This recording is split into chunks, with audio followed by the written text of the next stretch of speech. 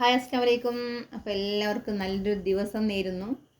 അപ്പോൾ എൻ്റെ കഥകളൊക്കെ കേട്ട് എല്ലാവരും ബോറൊക്കെ അടിച്ചിട്ടിരിക്കുകയായിരിക്കും.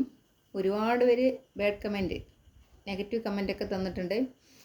ഒരുപാട് പേര് സപ്പോർട്ട് ചെയ്യുന്നുണ്ട്. സപ്പോർട്ട് ചെയ്ത എല്ലാവർക്കും ഒരുപാട് നന്ദിയുണ്ട്. കാരണം ഞാൻ പറയുന്നത് വെറും ഒരു തമാശ കഥ മാത്രമല്ല, അത് എൻ്റെ ലൈഫിൽ നടന്നൊരു സംഭവങ്ങളാണ്. അതിൽ നിന്നും ഒരുപാട് കാര്യങ്ങൾ നിങ്ങൾക്ക് മനസ്സിലാക്കാനും പാഠങ്ങൾ ഉൾക്കൊള്ളാനും ഉണ്ട്. അതുകൊണ്ട് ഞാൻ അതൊക്കെ നിങ്ങൾക്ക് ഷെയർ ചെയ്യുന്നത്. അത് നെഗറ്റീവായിട്ട് കമൻ്റ് ഇടുന്നവരൊക്കെ ശ്രദ്ധിക്കുക.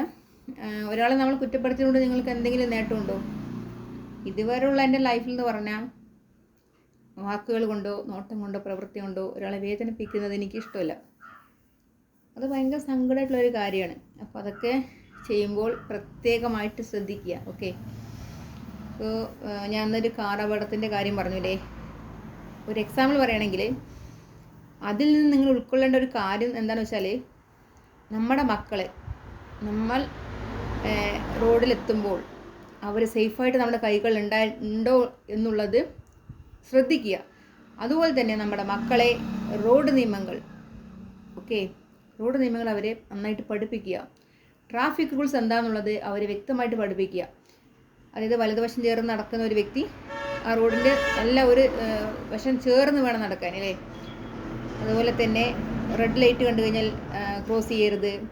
റെയിൽവേ സ്റ്റേഷനിലൊക്കെ പോയി കഴിഞ്ഞാൽ നമുക്കറിയാമല്ലേ. അപ്പോൾ അങ്ങനെയുള്ള ഒരുപാട് കാര്യങ്ങൾ ശ്രദ്ധിക്കണം. ഓക്കെ. അതുപോലെ ക്രോസ് ചെയ്യേണ്ട സ്ഥലത്ത് മാത്രം ലൈൻ, ആ 4 ലൈൻ ഉണ്ടാവില്ലേ, വെള്ള വൈറ്റ് ലൈനായിട്ടുണ്ടാവും, അതിൽ കൂടെ മാത്രം റോഡ് മുറിച്ച് കിടക്കുക. എല്ലാ നിയമങ്ങളും കുട്ടികളെ പഠിപ്പിക്കുക. 2 പേര് ചേർന്ന് തോളി കൈയിട്ടിട്ടൊക്കെ സ്കൂളിൽ പോകുന്ന കുട്ടികളെ ഒരുപാട് പേര് കണ്ടിട്ടുണ്ട്. അതൊക്കെ അപകടങ്ങൾ വരുത്തി വയ്ക്കുന്നതാണ്. അപ്പോൾ നമ്മുടെ ലൈഫിൽ നമ്മൾ പറയുന്ന ഓരോ കാര്യങ്ങൾ, ഇതുവരെ നടന്നിട്ടുള്ള എല്ലാ കാര്യങ്ങളും ഒരുപക്ഷെ നിങ്ങൾ കേൾക്കാൻ തയ്യാറാണെങ്കിൽ അതിൽ നിന്നും ഒത്തിരി കാര്യങ്ങൾ നിങ്ങൾക്ക് പഠിക്കാൻ പറ്റും. മനസ്സിലുണ്ടോ? ഇപ്പോൾ 2ാം ക്ലാസ്സിലൊക്കെ ഞാൻ എന്താ പഠിച്ചതെന്ന് പറഞ്ഞാൽ എനിക്ക് ഒന്നും ഓർമ്മയില്ല. കാരണം പഠിച്ചതെല്ലാം മറന്നിട്ട് എന്നിൽ എന്താ അവശേഷിക്കുന്നു അത് ഞാൻ പഠിച്ചിട്ടുള്ളൂ അല്ലേ. നമ്മളെല്ലാവരുടെ കാര്യം അത് തന്നെയാണ്. ഞാൻ 2ാം ക്ലാസ്സിൽ പഠിച്ചത് ഒരു ആലീസും കുഞ്ഞാടിൻ്റെയും ഒരു കഥയാണ്. ആ കഥ പിന്നീട് ലൈഫായിട്ട് ഒരുപാട് ആ കഥ അതേപോലെ തന്നെ സംഭവിച്ചിട്ടുണ്ട്. അതൊക്കെ 8ാം ക്ലാസ്സൊക്കെ എത്തിയ സമയത്താണ്. ഓക്കെ. പിന്നെ 3ാം ക്ലാസ് എനിക്കുണ്ടായ ഒരു വലിയൊരു അപകടം എന്ന് പറയുന്നത്, നല്ല രീതിയിൽ തന്നെ സ്കൂളിൽ പോയിക്കൊണ്ടിരുന്നത്. ഒരു ദിവസം ഞാൻ സ്കൂളിൽ പോയിരിക്കുന്ന സമയത്ത്, അന്നൊക്കെ എന്ന് പറഞ്ഞാൽ 5 പൈസയുടെയും 10 പൈസയുടെയും 20 പൈസയുടെയൊക്കെ തുട്ടുകൾ നാണയങ്ങളാണ് അല്ലേ. അപ്പോൾ അതുകൊണ്ട് നമ്മൾ ഒരു ഇൻ്റർവെൽ സമയത്ത് ഞങ്ങളെല്ലാവരും കൂടി തൊട്ടടുത്തുള്ള ഒരു കടയിൽ, ഒരു പെട്ടിക്കടയാണ്, ആ കടയിൽ മുട്ടായി വാങ്ങിച്ചുകൊണ്ട് നിൽക്കുമ്പോൾ ഒരു കാറ് ചീറിപ്പാഞ്ഞ് ഇങ്ങനെ വന്നുകൊണ്ടേ ഇരിക്കുന്നുണ്ടായിരുന്നു. ഒരു വെള്ളൊരു കാറാണ്. കാറിൽ പറഞ്ഞാൽ ഒരു ഡ്രൈവറുണ്ട്, ബാക്കി 2 പേരുണ്ട്. അപ്പോൾ എല്ലാവരും ഇങ്ങനെ നിൽക്കുമ്പോൾ കുറേ പ്രാവശ്യമായിട്ട് എൻ്റെ അയൽവാസിയും ക്ലാസ്മേറ്റുമായ ഒരു പയ്യൻ, അപ്പോൾ ആ കുട്ടി കുറച്ച് നല്ല ബുദ്ധിശാലിയാണ്. അവരുടെ വീട്ടിൽ പറഞ്ഞാൽ ടെലിവിഷൻ, ഫോണ് കാര്യങ്ങളൊക്കെ അവർ കുറച്ച് അറിവുള്ളതാണ്. അതായത് കുറച്ചും കൂടി നമ്മളെക്കാൾ ബുദ്ധി ഉള്ള വ്യക്തിയാണെന്ന് നമുക്ക് പറയാം. പെട്ടെന്ന് ശ്രദ്ധിക്കുക എല്ലാ കാര്യങ്ങളും. അപ്പോൾ ആ കുട്ടി ഇങ്ങനെ നോക്കിക്കൊണ്ടേ ഇരിക്കുന്നുണ്ടായിരുന്നു. അപ്പോഴാണ് ആ കാറ് ഒരു 5-6 പ്രാവശ്യമായിട്ട് അങ്ങോട്ടും ഇങ്ങോട്ടും പോയിക്കൊണ്ടിരുന്നു. അതിനുശേഷം പെട്ടെന്ന് നിന്നു. എന്നെ അങ്ങോട്ട് വിളിച്ചു, മോളെ ഇങ്ങോട്ടോ മുട്ടായി തരാമെന്നോട്ട് വിളിച്ചു. അപ്പോൾ ഞാൻ 2 സ്റ്റെപ്പ് അങ്ങോട്ട് പോവുകയും അവരിൻ്റെ ഏകദേശം അടുത്തെത്താനാകുമ്പോഴേക്കും ആ കുട്ടി വന്ന് എൻ്റെ കയ്യിൽ പിടിച്ചു തോന്നി. ഷെമി, നീ എന്താ ചെയ്യുന്നത് പറഞ്ഞ് എന്നെ അങ്ങനെ പിടിച്ചുകൊണ്ട് ക്ലാസ് റൂമിലേക്ക് കൊണ്ടുപോവുകയും അവിടുത്തെ ഒരു സാറ്, നമ്മുടെ പ്രമോദ് സാറുണ്ടല്ലോ, ആ സാറെ വിളിച്ച് പറയും.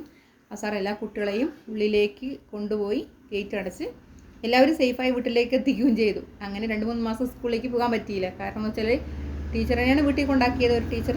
അപ്പോൾ അവർ പറഞ്ഞു, ഓൺലൈൻ സ്കൂളിലേക്ക് വിടണ്ട, കാരണം കാലിന് സുഖമില്ലാത്തതല്ലേ, സ്കൂളിൽ പോയിട്ട് വരുന്ന സമയത്ത് എന്തെങ്കിലും അപകടം സംഭവിക്കേണ്ട, ഇപ്പോൾ കുട്ടികളെയൊക്കെ ഒരുപാട് ഭാഗത്ത് തട്ടിക്കൊണ്ടു പോകുന്ന സാഹചര്യമെന്ന് പറഞ്ഞു.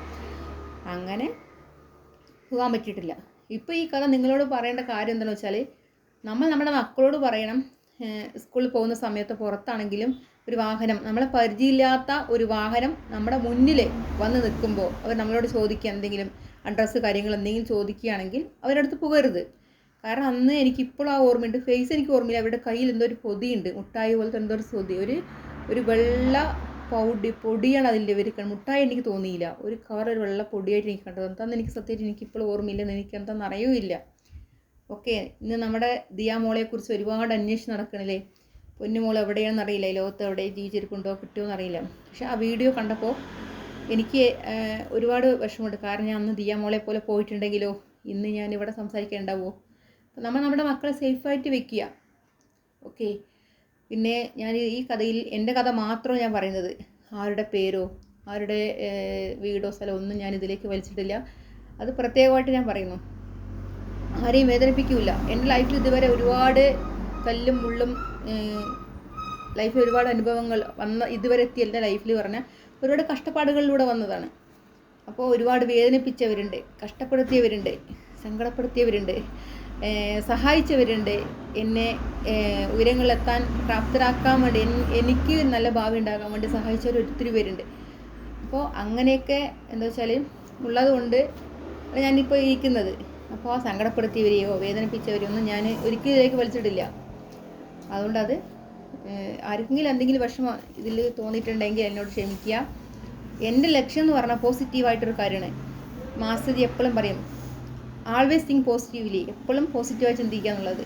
ഓക്കെ. അപ്പോൾ എനിക്കൊരു ഗുരുനാഥനുണ്ട് കേട്ടോ, അതൊക്കെ നമുക്ക് വഴിയെ അറിഞ്ഞോളാം. എൻ്റെ ലൈഫിൽ വിജയം എത്താൻ ഇതുവരെ ഇങ്ങനെ എനിക്ക് സംസാരിക്കാനുള്ള കഴിവ് പോലും എനിക്ക് ഉണ്ടായിരുന്നില്ല. അതിനൊക്കെ ഒരാളുണ്ടായിരുന്നു, ഒരു ഗുരുനാഥൻ എന്ന് പറയും. ഓക്കെ.